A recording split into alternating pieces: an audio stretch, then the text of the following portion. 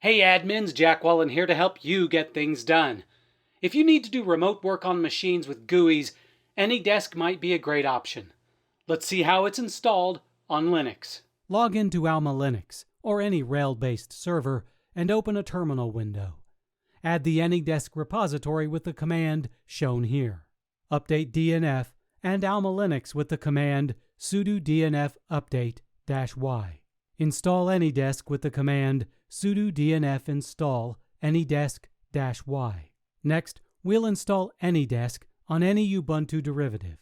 Log into that system and install the required dependency with sudo apt-get install libpangox-1.0-0-y. Download the .deb file from the AnyDesk download page to your downloads directory. Once it's downloaded, open a terminal window and run the following commands. cd:/downloads, sudo dpkg-i anydesk*.deb-y. You should find an entry for AnyDesk in your desktop menu.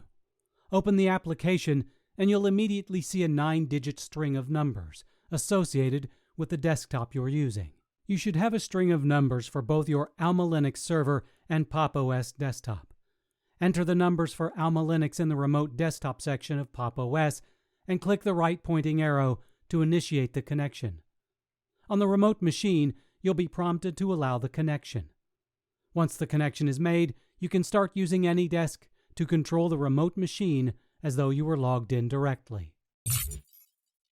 If you want to see more how-to videos, subscribe to our How to Make Tech Work YouTube channel. Also, check out TechRepublic for the latest news in tech.